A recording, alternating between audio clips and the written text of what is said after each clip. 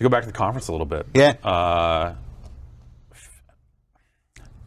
How does Phantasy Star Online 2 make its way into Yes. a press conference? It is 2019. I think that game came out in 2012. No.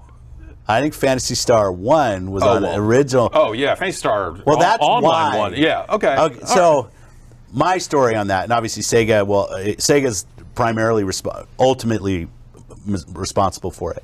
I go to Japan fairly often now, and I meet with all the publishers, and I'd go to see Sega, and I'm sure they were getting it from other places, so I'm not trying to say this is because of me, but I was like, they've been getting it from other places for a while. Good. So, and I just said, so many of the constructs in today's multiplayer games, it used to be like, all great things came from Quake. Like, we've all heard that before. Yeah. And I said, like, so many of the constructs in today's online console games were born in Phantasy Star, and 90% of the gamers today don't know what a Phantasy Star Online is. Right. So, and it was a little bit like with Capcom with Monster Hunter. Like, Monster Hunter is one of the coolest franchise names in the world, and nobody's too strong there. Yeah. But a lot of people outside didn't know about it, so it was great in those conversations. With Phantasy Star, so it's just like that's the team I want to talk to. I don't usually spend as much time with like the CEO types. It's usually just like, let me sit down with the studios and play games. Yeah. And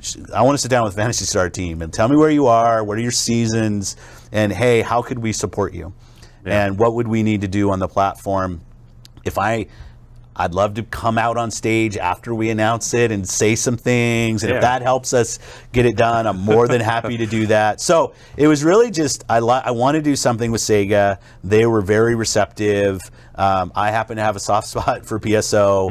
And I do think it can be a meaningful franchise. And come on, the trailer had dinosaurs, battleships, spaceship. Like it was all over the place. All those expansions came out because I still get emails in Japanese that I don't know how to turn off, because I signed up for a PSO2 account when it launched over there, and I can't solve the CAPTCHA fast enough because it's in like katakana, and I'm just like, I don't know any of that.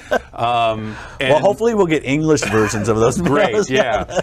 Well, will players be able to bring in characters? I honestly don't know. Okay, and that's probably up to Sega. At that point, and I know even the announce it said North America, and some of my friends outside of North America say, hey, Iron Wolf say, hey, is this going to be available in London? Like, I don't know.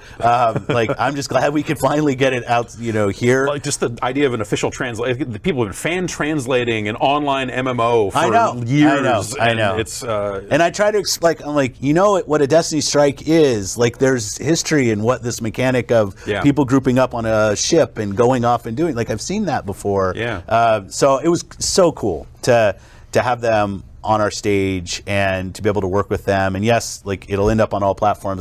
That's not the point. Yeah. To me, the point was to be able to have Sega back on our stage. It's been a while. And with a franchise that I actually think can be relevant. Like, I think it can be a franchise that people get introduced to and like, wow, I didn't know there was such a thing like this. I mean, for me, like, that's, they're in some alt history thing where like Phantasy Star won or grew big the way Final Fantasy did. Yeah. Or something like that, off the backs of the single player RPGs they made on the Genesis and Master System and stuff, and branching into this online stuff. Like, that's the world I always wanted to see, was where PSO just won out and became the biggest thing in the world. And it's just crazy to see it on a press conference stage. And of PSO. I mean, they announced it for the U.S. years ago and then never made come. I know. So that was one thing. Yeah. If we're going to announce it, I've done enough of my kind of head fake announces on stages. I'm done with that.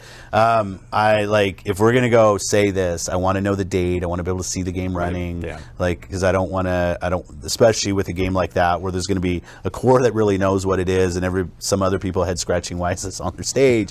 But I want to make sure. Both. Yeah, exactly. Or some that know what it is and why is this on Xbox's stage. But yeah, I wanted to make sure it was something we can deliver. And they have a good plan. I saw them last night as a team, and they were excited by the reception, which was awesome. I think it kind of surprised them a little bit. But, like for me, another example last year, and we talked a little bit about it, I think, was Tales of Vesperia HD. And then we have Tales of Arise coming, and I thought it looked great. Yeah. And so some of these relationships, whether it's with Miyazaki, when we did Dark Souls, and now we had Elden Ring, some of the relationships, you have to build trust with them, play games with them, hear their game, hear what they're thinking about. And it's the best part of my job. Honestly, it's the best part of my job. And I'm like a pig in mud when I'm in the studios.